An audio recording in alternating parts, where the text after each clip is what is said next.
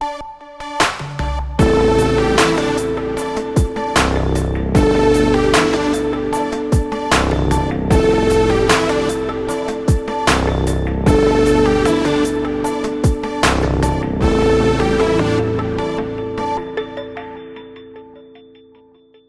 everyone, welcome to Let's Go Up Podcast Edition, where we explore the mysteries of the kingdom of heaven. We are your hosts. I'm Dean. And I'm Karitas.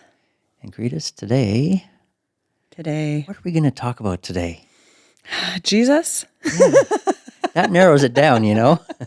It's always a good, I remember once when we were little, we were camping and my cousins were there and my uncle tried to do a church service at the campground. He has 5 boys and my parents have 4 girls. That's a lot of kids. And we were very hyper children.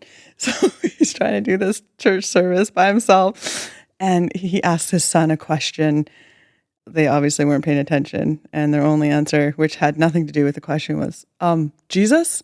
And it happened so many times. They just would throw that answer, Jesus, out. And then we learned that, okay, if you just answer Jesus, like 75% of the time, it works. Yeah.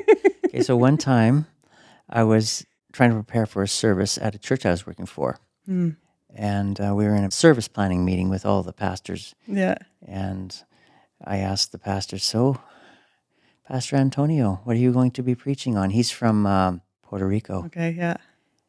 I preached Jesus. Nice. Next week, Jesus. Thanks. That narrows it down. That really helps. We talked about the glory, no agenda. That's right. Yeah, that's the... Jesus is the only agenda. Yes, that's the way to go. Uh-huh. Oh my goodness. Right. It's hard for people to swallow the no agenda thing. So that's what we're going to talk about today. No agenda. Yeah. How do you live a life in relationship with him and let his agenda be first? Snap. That's where we're going. Okay. I love it. Okay. So if this podcast is encouraging to you, consider hitting like or subscribe. And there's also that notification bell. Yeah, ding. Ding. If you love even more notifications in your life. We all need more notifications, don't we? Yeah. Okay, there's also a website, letsgoup.us. Mm-hmm. All kinds of interesting things on there. Mm-hmm. Connections to lots of different Let's Go Up places and things. We're hip. We're with it. We are. We've got technology. Yeah. Actually, we're a little bit square, aren't we? But what means this word thumbnail? It says I need a thumbnail. That's all good. Karitas, you told me an interesting story today about your daughter. Oh my goodness. And her lemonade stand. Okay, this is hilarious. So she wanted to raise some money because she wanted to buy this video game that we weren't going to buy her, some Mario or something. I don't know. And she's like, I know. I used to make money with lemonade stands. So that's smaller. So she just makes her lemonade, does her little stand, and she's making the poster. And she's like, how much should I charge per cup of lemonade? Like $1, Mom? I'm like, I don't know. What does a cup of lemonade go for these days? She's like, you know what? I'm just going to write free. Because then if people don't have money, they can just have a cup of lemonade. And if they do have money, they can just give me money if they want to. That's the heart of Jesus there. Yeah, there you go. I'm just going to do free. Okay. So she's doing her free lemonade stand. Raspberry lemonade, okay. Next level. Yeah. Chilled as well. So chilled raspberry lemonade. Some heart put into this. What could be better? Exactly. So she's got her little free sign. And this kid is making money. It's ridiculous. Like, I think after she did it for a few days, 3 days, I think, raised all the money for the video game. I think those things are like $70 or 65 Canadian dollars. That's a lot of money. She raised that. She made $75 in 3 days with a free with free lemonade. With free lemonade. Yeah, she gave away a lot of free, especially little kids would come by because we live on a pretty busy street and little kids would be walking to the park and get their cup of lemonade, or there's a skate park down the road from us, so some of the teenagers would get their refresher. But yeah, a lot of people paid. And this one man, so funny, he pulls up in his truck and he's like, how much? And she's like, it's free. That's impossible. He got all serious. Impossible. That's impossible. That was his. Nothing is free. And she's like, this is free. Nothing. And he couldn't do it. He had to dig through and get his change. And this other lady says, oh, I stop at every lemonade stand because I used to do this as a kid. So she probably knows that feeling of dozens of cars driving by in the summer sweltering heat. She's like, how much? Free. What? that's not a very good deal for you. She's like, well, not a good business plan. Yeah. I'm like, little do you know. And that's what my daughter said. She's like, yeah, like so many people drive by and they look at the free and they smile. So they're happy. And then some of them got free. And then all these other people just paid for theirs. So it was just a win-win-win situation. Just who would have thought? That is so interesting. The kingdom of heaven does work opposite to the ways of the world. Yeah. Well, and like the man, anything free is impossible. Jesus freely gave his life. Gave it all. That's a hard one. There you go. For even many believers to swallow the freely. For the ones that were beating and insulting and ridiculing beyond recognition, the beating was so bad, he gave his life for them too. Mm-hmm. That's a hard one to really, if you can't accept a free cup of lemonade, it's huge, right? So salvation is free, Karitas. Yeah, it's amazing. And when you receive it, I feel like you can then receive free things in life. There's some kind of an object lesson in there that's so deep, I don't even know where it starts and where it ends. It all began with lemonade. And it all starts and it all comes out of the heart of a child. Yeah, pretty amazing. It's crazy. You see these simple depictions of his goodness in just everyday life, right? So what's the Father been putting on your heart this week? Oh, laundry. Laundry, okay. I don't know what it is about this mountain of laundry this week, but there's just been a lot of laundry, never ending in this particular week, but we did come back from a little road trip a couple weeks ago. Yeah. So it just, I don't know, maybe I waited too long.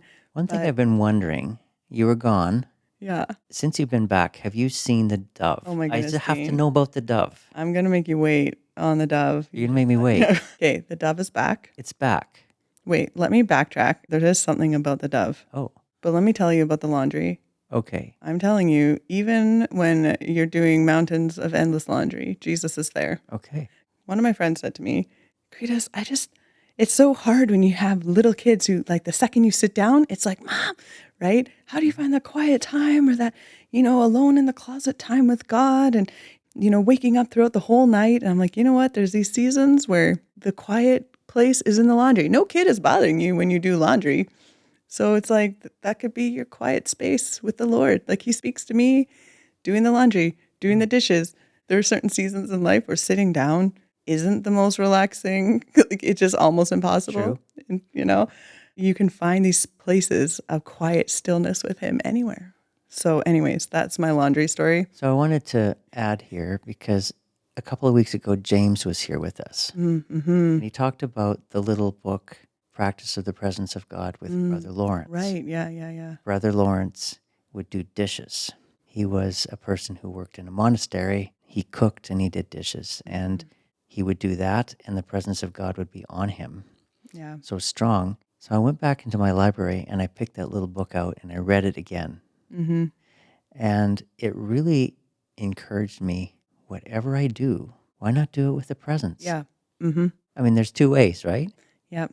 You got a choice. Mm-hmm. We can either do it with or without. Yeah. So why not with? So much better with. So much better with. And then you're actually finding yourself having a good time. Yeah. Doing these, whatever you're doing, And I also learned that whether we like what we're doing or not is irrelevant. Yeah. Because whatever you do, do it unto him, right? Yeah. Well, and then it's like anything that happens, say you're going for a flight and you delayed all these things that agitate people in airports. Right. If you have that mindset with him, that relationship with him where the presence is just there while I'm walking in, while I'm sitting my bag down, while you're not now trying not to get frustrated at that. It's just, okay, there's an opportunity to worship God, love those around me, show grace to, say, the workers behind the counter, and you start seeing the joy it brings into your life. Yeah. Just spending time in his presence in every situation and not trying to make it this structured, has to look a certain way. So-and-so said their quiet time looks like this and is this beautiful, quaint little cabin-y thing. Like, just don't compare. Cabin-y? A little cabin. Why I say this, because when we were visiting our friends in Saskatchewan, they have a little tiny forest in their yard. Like, you could build like a little prayer hut in there, a mom prayer hut. But any of those situations, you can be worshiping him and having that time with him right? Obviously, spending time alone is important with the Lord if you can do it, but not feeling discouraged if you can't, because he'll meet you anywhere. Brother Lawrence used to pray, God, now that I'm going to do this or this task, please be with me in that task. And that's what I've started to realize is that it's irrelevant. Yeah. What we're doing is irrelevant. Whether we like it or not is irrelevant. Yeah. Whether it feels good or not is irrelevant. What is relevant is, are we loving the Lord with our whole heart? Our whole heart, soul, mind, and strength. Yeah, to love him with your whole strength, your whole mind. Yes, your whole mind. That's one thing that he constantly brought out in that little book is keep your mind on him. That's how we love him with our mind. Yeah, that's just... Is we just keep it focused on him. Okay, so the dove. The dove, yes. Karitas, tell me about the dove. We were gone 2 weeks. Yeah. So I did my best to keep this dove alive. The little perch I'd made, I'd stuck a whole bunch of little bowls in there. I just filled a whole bunch of seeds. Okay. My dad had said, you're going to get rats and raccoons and all other creatures. I was like, yeah, I could, but let's just trust God with the bird seed. So we came back and the dove is still around. It's alive, but it looks a lot skinnier. Okay. And I don't know if it's because it's been so hot that it's just sloughed a lot of feathers. Right. Or if it's really malnourished. There's only one way to find out. Shave the dove. Then you can tell if it's malnourished. Okay. So anyways, dove is alive, but skinnier. But just skinnier. Okay. Whether it's starvation or fasting, or it's just lost some feathers. Intermittent fasting, that's what it is. I hear that's really good for your body. But it's alive. It seems more comfortable with me, as if it missed me. Oh, really? Mm-hmm. Yeah, it's making more eye contact. And it just doesn't flutter away as often. So, Karitas, it has no idea who it's dealing with. The one that wants to shave it. No, don't do it. Are you really emaciated? It's hard to tell with all those feathers. Yeah, so I thought maybe it would be gone, but it's still there, and that makes me feel good inside. I actually really thought it'd be gone because, many other things weren't the way we expected them to be when we got back. We have this little outdoor small little pool for the kids. We thought we'd hung enough chlorine pucks and stuff in there for nope. It was just a green swamp. I don't know what happened. Green swamp. Okay. It was bad. It was not. Yeah, the dove was there, but the pool was not. You got it cleaned up again? Yeah. Vigilance. Okay. Yes, it was a lot of work. Can't drain water right now. Our city's on a water restriction. I think our province is on a water restriction. The world is on a water restriction. Do not use water. You're not allowed to top up fountains. You're not allowed to water things, whatever. You're not allowed to refill pools or anything. So we were like, we got this green swamp. We can't drain it. And it's still like a heat wave. Like Donald Trump drained the swamp. Yeah, we cannot drain the swamp. We must deswamp the swamp. So with the help of the Lord, prayer, many algicide dumps and filter changes and shocks with chlorine, it is now clear. Good to know. Yeah. So, Dean. How does a person live a life without agenda before the Lord, with all the things that happen all the time? What's it like to lay it down? Yeah. Like we have a lot of stuff that goes on, don't we? Yeah, I feel like the first word that comes into my mind is trust. Trust. That's all I'm going to go with. You're going with trust. It's all on you now. It's all on me. Thanks. That makes me feel really good. Okay, let me ask you a question related to your question. Okay. Jesus style, right? I'll answer your question if you can answer my question. Okay, yes, you're right. That's what he did. Except his would be a little more challenging than mine, maybe. But you worked in ministry for many years. That's actually when I met you. You were in ministry, worship ministry. Yeah. How do you see this question of yours with agenda in what you did back then, how you did it, and maybe moments where did you lay down agenda ever and see something different? Like, how did that look? Is it a good question? That's Is a it a good Jesus question? I'll answer your question if you can answer me this one. Ministry is a very interesting place to be. Let me tell you why. The reason why is because ministry is saturated with agenda. Okay? First of all, you have the agenda of who you're working for. If you're working in a church will have a denomination. That denomination generally has their agenda, their own set of doctrines, their own set of beliefs, and those beliefs they instill in their leadership in their own Bible colleges. Oh, right. So are Bible colleges like specifically denomination driven? Like not all, but a lot of them are. You have that to deal with. You have the agenda of the church, their vision. There's a lot of stuff. Okay, so when you work in a ministry, if you want to be successful and if you don't want to ruffle feathers like on your dove, what you learn after a while is you learn to lay down your agenda for that of what you're working with and who you're working for. In my own personal journey, I actually laid down who I was for ministries for so long that I actually lost my own voice. The funny thing about where I am now in life, and here you and I are talking, and we can say what's on our heart. Now, it's not like we're not connected and we're not accountable to people, because I actually do have a group of people that I'm accountable to, but in a very different way. I have a group of people who love and care for me and who believe in me. And I mean, if they see something that's off, they'll definitely come and tell me, but they're not there looking for their own agenda to make me go under it. Right now, I don't work for ministry, and because of that, you and I are free here to be able to say what's on our hearts and what we believe the Father is saying. But in those circumstances, I lost my own voice. I think after doing it for so many years, because I was in it for so many years, I didn't even know who I was anymore. Now, that's me. That's not everybody. There's a lot of good stories as well. But for me, just the type of person I am, my personality, I love being a team player. Yeah. I love working with other people way more than I like working on my own. That's why you and I are sitting here, because I love working with other people. And you tried it by yourself. I tried the podcast by myself. I did try a podcast by myself. So for those of you that are listening, you do not want to know what this looked like with just Dean. You don't want to know. I was his last desperate attempt at getting this. You were not my last desperate attempt. It's all right. I don't mind. My attempts on my own looked so awkward. It's hard to have a conversation with a camera. I know, with yourself, yeah. Like if you're alone talking to a camera, that must have been with your own mind. I've always loved the collaboration of talking with people and having conversations. I found so often the thing that makes me come alive is when, for instance, when I go over to Karitas and Nathan's place and we sit for an evening and we talk about Jesus and we don't know where 4 hours has gone. There's been so much revelation in the conversation, and the Holy Spirit's been there.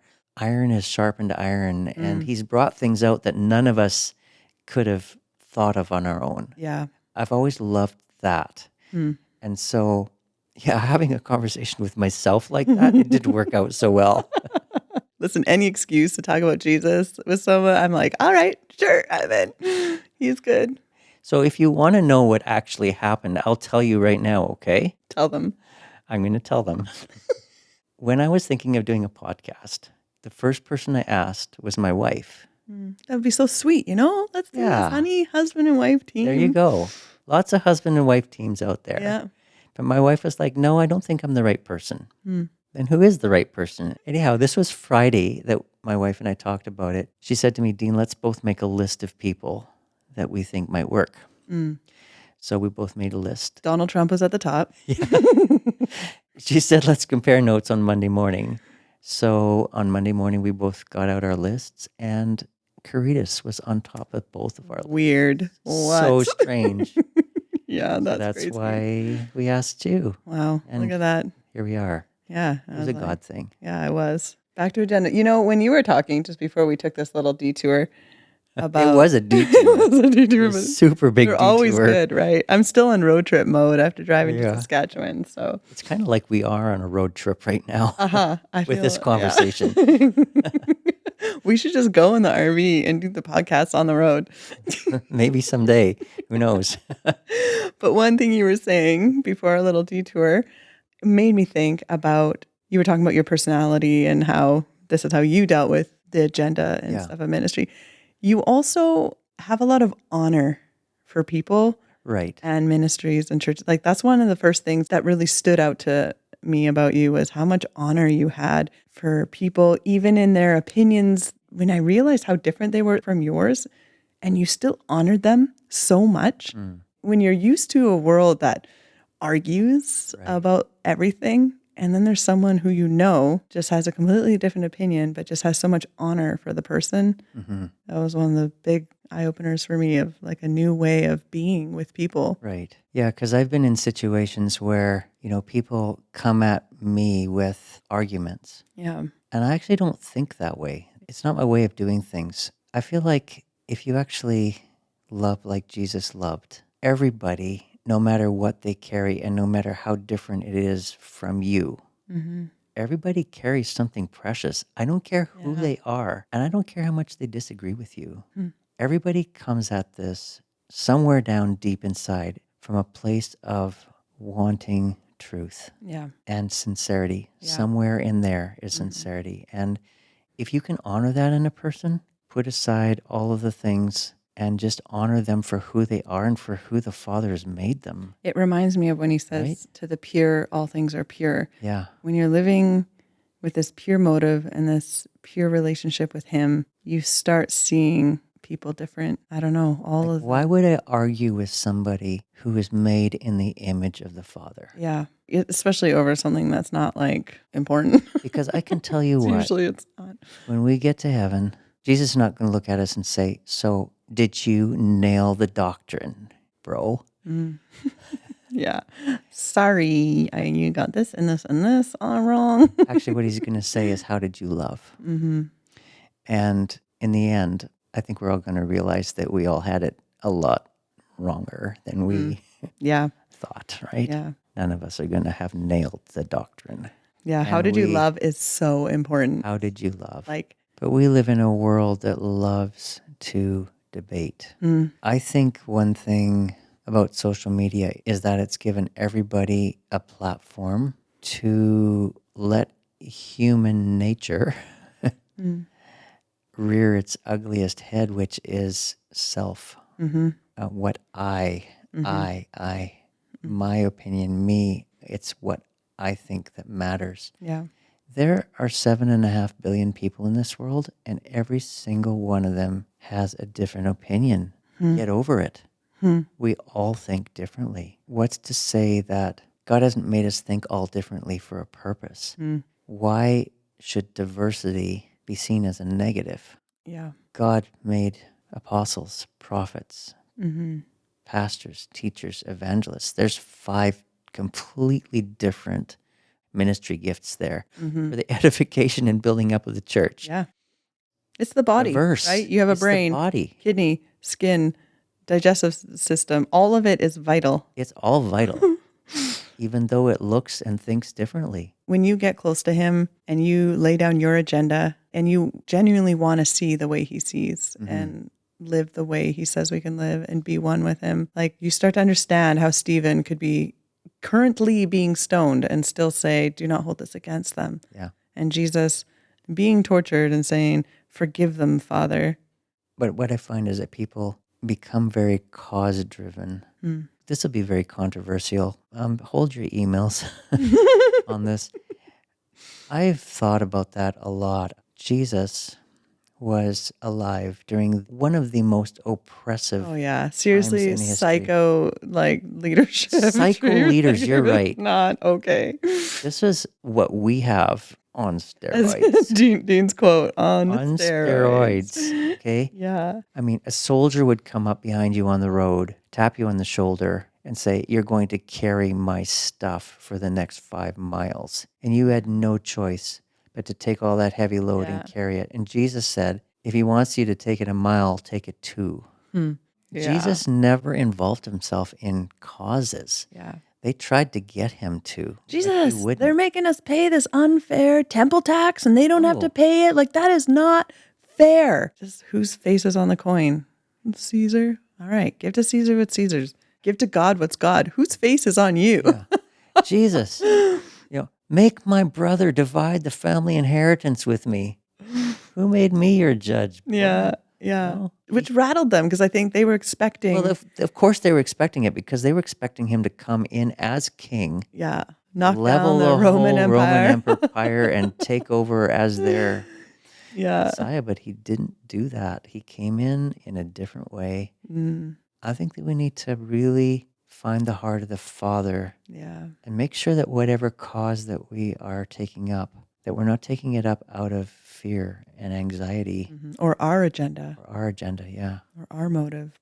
And make sure that we don't attach our patriotism to an agenda that we put on to God.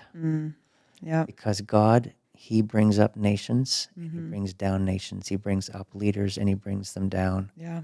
He actually is in charge of the agenda when it comes to the nations. Yeah. I love how the Passion words that scripture, there's no male or female or Jew or Gentile, slave or free, Scythian or Roman or whatever. Yeah. But he's like, you are one in Christ. Yeah. Like all of this stuff that we use to create identity around and motive and mindsets around. It's not saying that he didn't make you unique and special for a reason. Doesn't mean that your race is like this random thing. Like he loves Being the way Icelandic? Yeah. He loves your pasty pink skin that tans to a nice pinky hue. Crispy. Crispy pinky hue.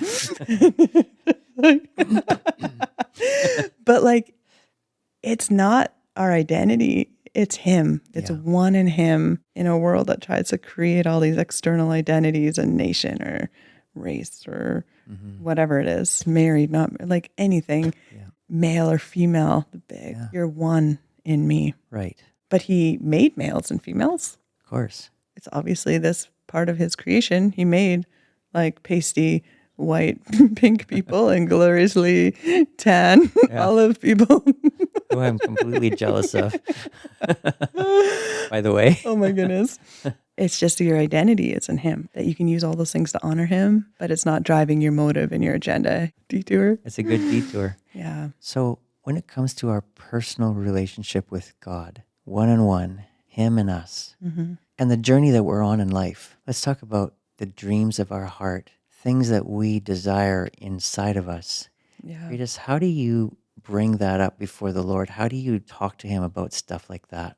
It's changed over the years. Okay. It feels more natural now. The more I've realized how much of a father he is and how affectionate he is and how good he is, like it's changed. It's just become more fluid and natural. Yeah, just way more relational on my part. Relational, I think, is a good word. Yeah. Quite a few years ago, I discovered I could dream, because I hung around Bethel Church a lot, as I know you and Nathan have. You've gone down there for trips and stuff. My wife and I, there was one period of time where in the span of a few years, we went down there a dozen times. Wow. We just would go up and down the I-5. We knew every little town and every stop. Yeah, it's nice. That one, the biggest thing that stood out to us is we felt God calling us there for a particular reason. And then we had no agenda. We weren't expecting much. But the thing we left the most with was we had never seen anything like it. Just like a group of consistently joyful people. Yeah, they're all happy there. See some guy walking alone in a parking lot and he's just smiling and just there's this peace and joy. And we're like, what? It was like unusual for us, but amazing. We're like, okay, this feels right. This feels like thriving. We went there so many times that we felt like it was home, like it was our home church. Yeah. We would walk in, we would, go into the back, we would go into the bleachers. They would say, oh yeah, let's stretch your hand out to your neighbor and pray for them. And we'd be like, it felt like we were so part of it. But when we were there at that particular time, they were talking a lot about dreaming. And the culture that they had going at the time, they actually called it dream culture. And so all of a sudden you learn that you can dream. And the presence of God is so strong, it fosters dreams in your heart. It brings things up. Wow. All of a sudden, the sky is the limit, Karitas. We can do anything. Let's dream huge. Yeah. Let's do this. Let's dream big. We're taught to dream big. Wow. We're encouraged to dream big. The presence of God on us and in us is bringing up all these dreams in our heart. And we're going nuts. Well, because he says, get your hopes up. Yes. And our hopes are like you might be conditioned to don't get your hopes up, but you start to realize your conditioning in the world isn't how we're meant to live. Get your hopes way, way up. Right. Dream way, way up. So now we're driving all over the place. I'm a sensor. I'm a feeler. So I'm feeling the presence of God in a particular town that we're driving through. And I'm like, we don't need a map. God, do you want us to start a church here? Yeah. It's like, God, what do you want to do here? praying into it, Wow. But, after a while, all of those things and all those dreams, they went nowhere. Okay. Eventually you come back home and now you got to make it work here day to day. And you've got to learn day-to-day presence. You've got to learn dreaming daily as part of relationship. Yeah. Kids like to put on a cape, a Superman cape, and jump off tables and chairs and pretend like they are superheroes. But eventually, if you're 30 years old and you're doing that, what do you might hurt yourself. Yeah. So, eventually I learned that this is not about our agenda. And the things in the dreams that are in our heart are not necessarily bad, but eventually dreams have to meet presence, have to meet his heart, have to meet reality, have to have favor, have to have financing. Yeah. Like all of these things go together. Dreaming actually has to come in conjunction with his heart. All of the things that are inside of us, they've got to meet him. His heart has to come in there, right? And when you come face to face with him, eventually you got to lay all that stuff down. You got to lay your agenda down. Yeah. Which sometimes can be hard because some of those dreams could be pretty exciting. They are so exciting. I guess I do not want to say to anybody, I'm just looking into this camera, I do not want to say to anybody, don't dream. Dream big. But realize that dreaming has to find its place in conjunction with his heart and his favor. And your dream, if his favor is not on it, it might not happen the way that you think. So find his heart. And be okay with that. Yeah. Exactly. I think that's what I'm saying. Yeah. We've gone through that in our personal life recently. Like it was right before the pandemic. We really felt like God was calling us for I think about a year. Nathan had really been feeling compelled to learn Spanish. That's right. I remember that. No idea why. It made no sense. So we knew that's got to be from the Lord. And then that just led us through prayer and dreaming that he wanted us to move to Costa Rica. We both had the same word, and we found in our relationship that when we both have the same word, it's seamless. So we just were like, all right, let's do this. All these obstacles. People thought we were insane because you have this disabled child, and what about the housing market, and you're not going to be able to get back in, and whatever this, and you get this, and all sorts of reasons. You could write them all down and have pages. But we're like, I don't know, we had this dream. We feel like God's saying, go for it. And so we just started to go for it. And we put our house on the market and just started doing the motions, started purging things, unnecessary things in our life. And then the pandemic happened and all the airports shut down and I don't know. And then just suddenly it felt like God was like, nope, nope, not yet. Or nope, nope, later. Just nope. We just were like, all right. And we just trusted him. Maybe it's later, maybe it's not. But the questions we often got from so many people in our life was like, is it later? What about this? Well, you guys did this. And are you going to sell? But you already listed it. Now you have to pull it off the market and all these things. But we were just like, I don't know.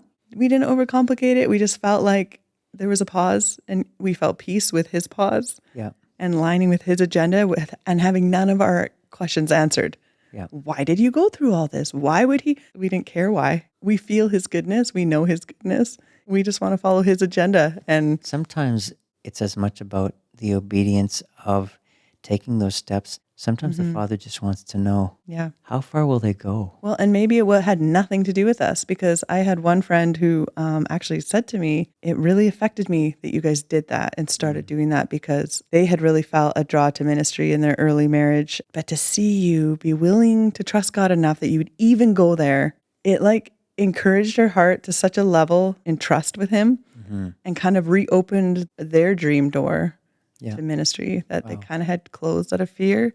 And so maybe it had nothing to do with us. Maybe it was just something to do with opening their dream and I don't know, who knows? But we just trust him so much that it's like, all right, today we get to glorify him in this situation.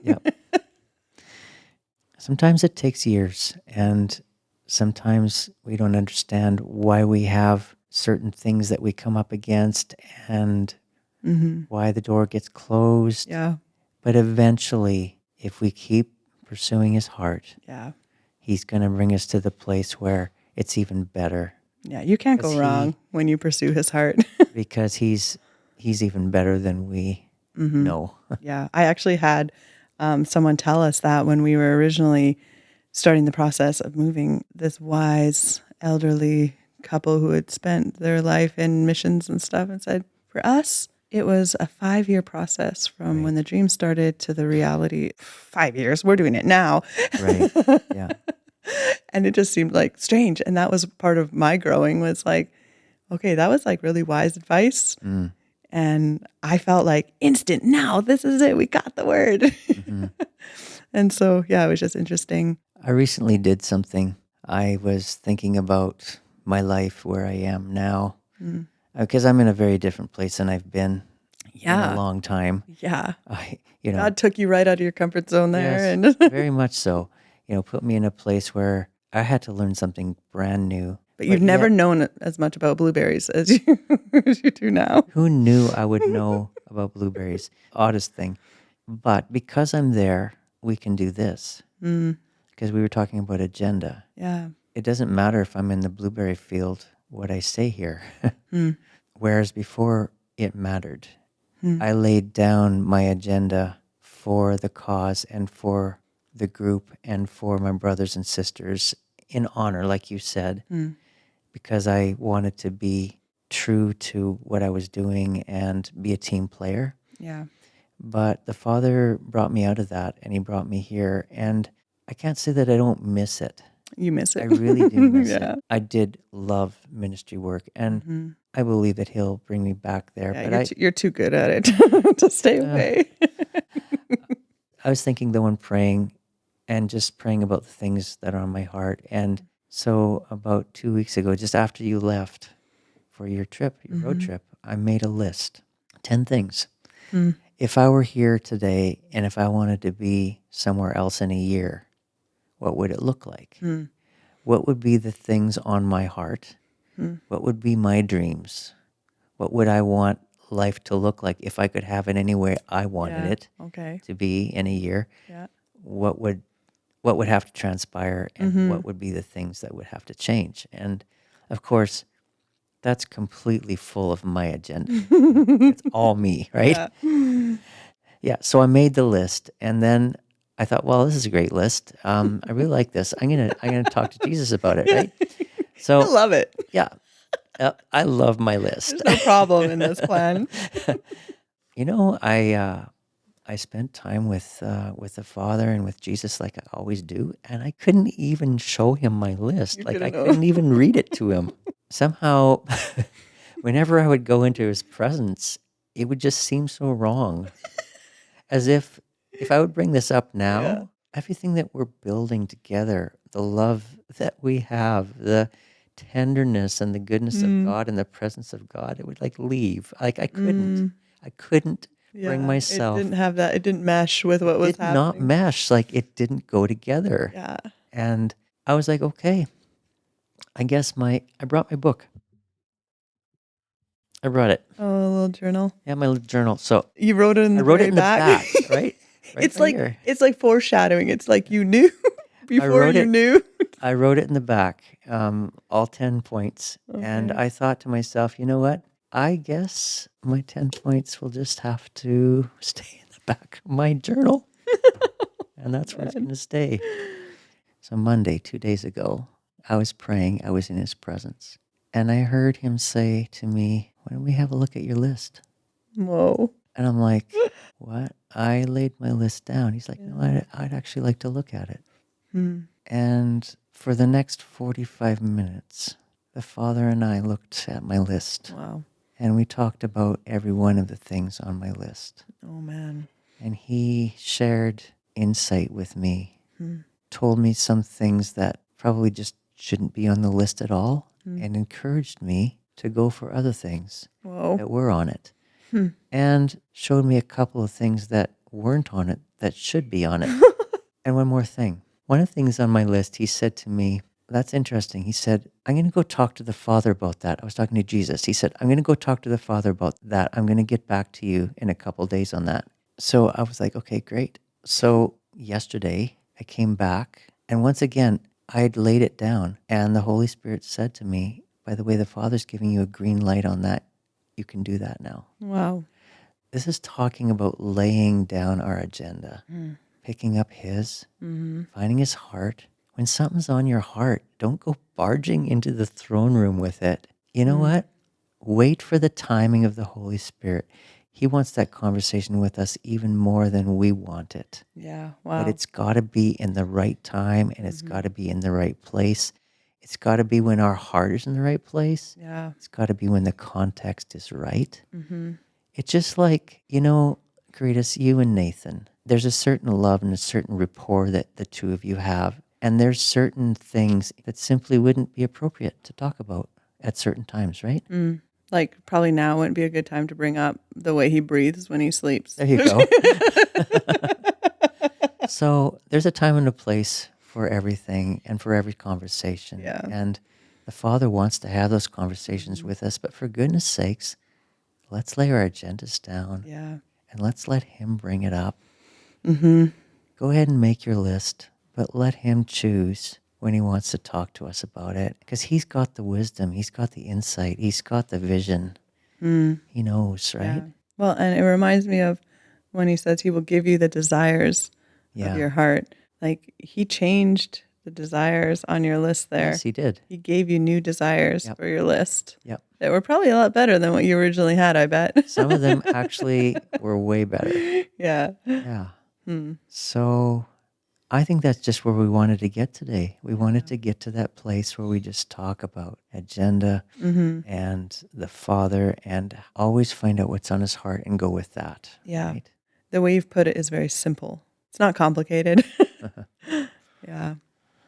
Okay, Karitas, that's it for today. All right. Until next time. Till next time. Such a good conversation. We can store up here for a while. Yeah. I wish you all the best in fattening up your dove again. I hope that works out for you. I hope someday for that bird to actually come here and make a visit. I make jokes at home sometimes. It's like, I'm going to catch this dove and I'm just going to sneak it into Dean's studio and release it mid-podcast. Oh, my goodness. Because that would work on a podcast because you would hear the fluttering. It would have quite an effect. They are very loud flyers, very fluttery.